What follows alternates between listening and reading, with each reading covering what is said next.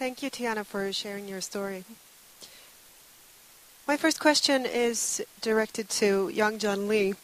After your friend was awarded the Nobel Peace Prize last year, how has that affected the struggle for human rights and democracy in China? Yep. Okay. I don't need a microphone. I just keep forgetting that. Of course, the word of Nobel Peace Prize to Liu Xiaobo is a great inspiration to many human rights activists and democracy activists. This represents the international recognition of Chinese democracy movement, their struggle, their sacrifices in the past 30 years. And of course, the Chinese government become more nervous, paranoid of losing their power. So ever since announcement was made, they has tightened up control over the supporters and the family members of Liu Xiaobo. As I said earlier today, Liu Xiaobo has not been heard from ever since. Liu Xia, just 10 days after announcement, about 10 days, let me think about it. Yeah, 12 days after announcement was made, we have lost the contact with her. She has not been heard from. But we conduct a thorough study on the impact of the Nobel Peace Prize on the Chinese people and activists. And we found that the impact is great. And we, according to the visit to the website for the sensitive word Liu Xiaobo and Nobel Peace Prize, we found that Chinese people pay more attention to this event than any other event except the Sichuan earthquake that took place in May of 2008. So Chinese people really want to know what's going on, and this award actually helped spread out the news, the information, and as a result, more people are more forthcoming for the information, for the ideas of human rights. And it also helped spread of Charter 08, which Liu Xiaobo helped draft. So I think over a long run, this is a very positive event. Will have a ripple effect in the future. Thank you. We have heard testimonies from all around the globe about how authoritarian regimes are acting increasingly nervous because of the revolutions in North Africa and the protests in the Middle East. Have you experienced something similar in China? Do you sense a sort of jitteriness or nervousness from the regime when it comes to human rights struggle? Tiana? Tiana, what question? What? The question is directed to her? Yeah, no, it's directed to the entire panel. But entire panel, okay. Well, I think Dr. Yang might be the more appropriate person to comment on this. All right. So I want to talk more about it. It all began from Oslo. And before Oslo Nobel Peace Prize ceremony, the violinist Lin Chan, who also lives in Boston, who called me and planned for a dinner. During the dinner, he told me he will play a very popular music in China. That is jasmine flower. And the flower, the music resonated with many participants at the ceremony. And at that moment, many of us actually cried with tears running down our faces. And ever since then, jasmine flower, the three words, 茉莉花, has become a sensitive word and blocked by the Chinese government on internet. Within a month, democratic revolution took place in Tunisia, and the jasmine flower is the national flower of Tunisia. Then everybody come to name the democratic revolution in Tunisia and Egypt a jasmine revolution. And the Chinese people got inspired by the democratic changes in North Africa and became their own version of a jasmine revolution. So they called the revolution on internet on the 20th of February. In 13 cities in China, many people just took to street. But the Chinese government got even more nervous. They sent more police, than the workers in some city. And I think this is a groundbreaking activity because ever since the Tiananmen Square massacre, the people don't think it is possible to take to street to protest. And at the same time, the Chinese government developed a very, very massive, big-scale, so-called stability-preserving system. Now, this year's budget, the Chinese government admitted, it has just surpassed the military budget. That means the Chinese government take the people as enemy is more seriously, take people as an enemy more seriously than any other foreigners can pose a threat to China. And still, I think this shows China's political, economic, and social condition has come to almost to the critical point that if there is a flashpoint, the issue, important event, the Chinese people can take to street anytime. The big protest will press the Chinese government to change. They got no way. So, of course, we all know the Chinese government is still powerful, still strong enough to put anybody in prison, to make anybody disappear if they are determined to do so. But I think sooner or later, nobody can prevent the jasmine revolution from happening in China. Thank you. Thank you. I'm afraid we're running out of time. I have one...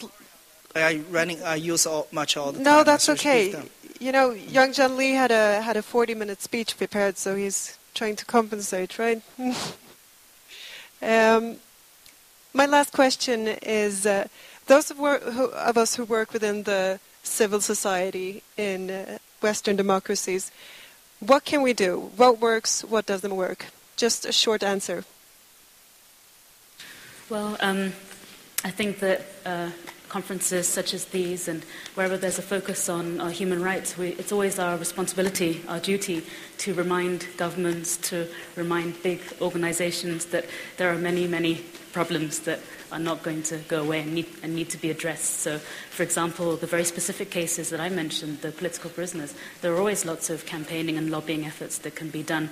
And there are also many ongoing campaigns that can be supported. For example, Tibet, Lhasa, is one of the few places in the world where there are no foreign correspondents stationed, for example. It's one place in the world where there are no representatives of foreign countries, for example.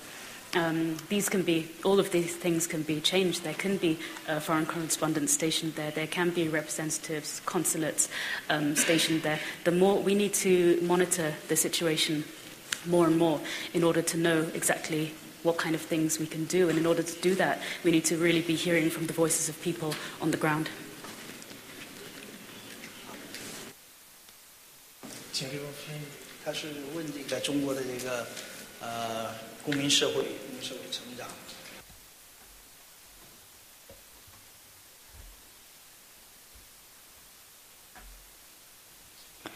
I think in the Eastern Turkestan, in the human rights, in the problem of human rights, there are a lot we can do. Many of them you have mentioned already. Why don't you say something? In the cases of political prisoners in particular, we often hear American diplomats addressing the issue at large. But I think one thing that's very, very helpful is when they target their addresses by mentioning specific names. By saying something very broad like human rights have to be addressed in China, we can't really measure the outcomes of that. But if they ask for the release of specific prisoners like my father or the countless other ones, then we can sort of have some sort of gauge of what's effective and what's not. All right. Do we have time for questions from the audience? One or two short questions? No one? All right. Well, thank you for sharing your stories with us today, and thank you very much.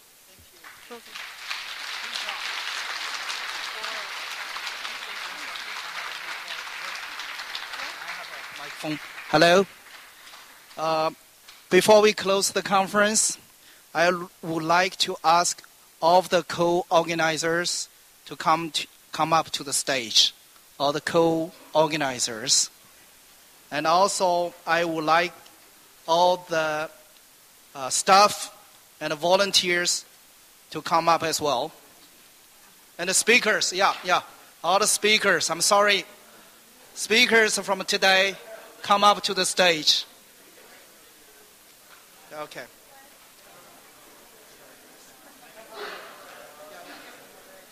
Could we stand? Yeah. We're going to move the table.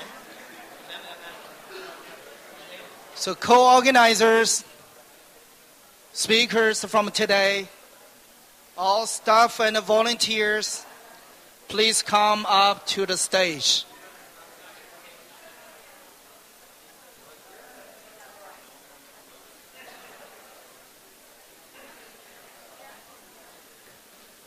Please come up to the stage.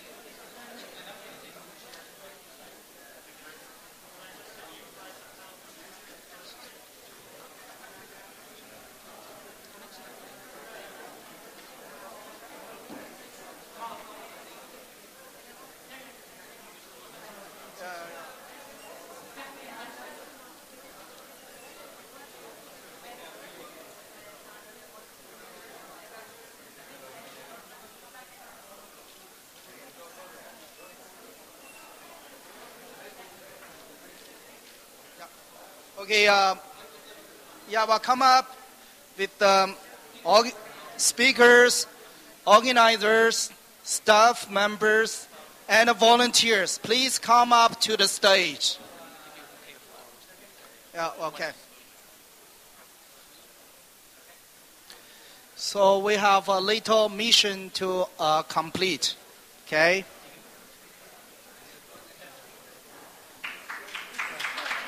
Just so we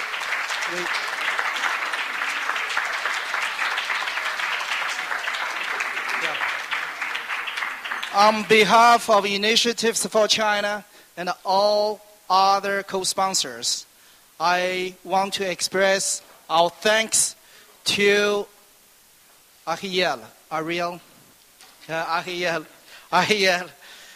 for her superb work in making this summit such a wonderful success.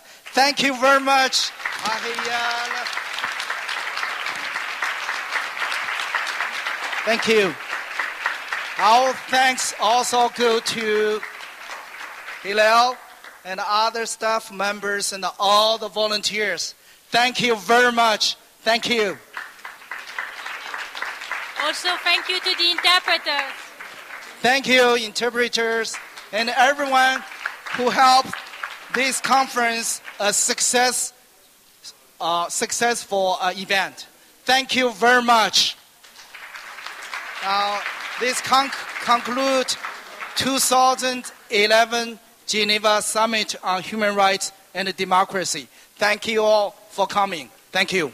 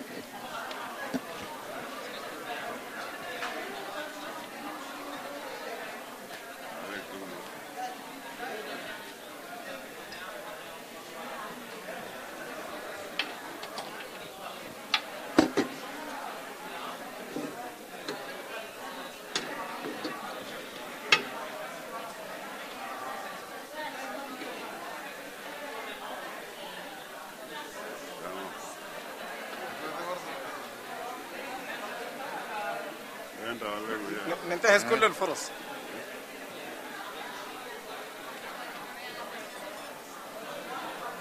والله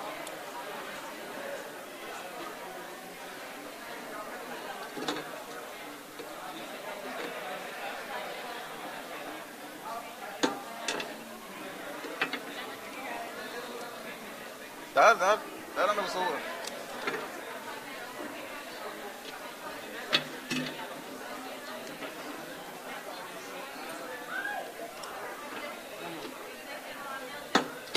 Troppo che caso è? Troppo di asma. داير تضربها انت؟ اوكي.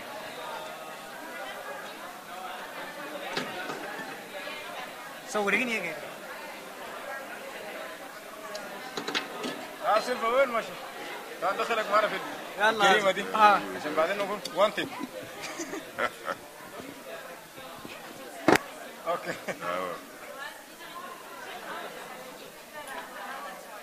يلا كده نمشي اخوانا. تعال جيب هنا. تعال جيب هنا. بيت بيت. شارع شارع شارع. زنقه زنقه. زنقه زنقه. شكرا جزيلا. تمام.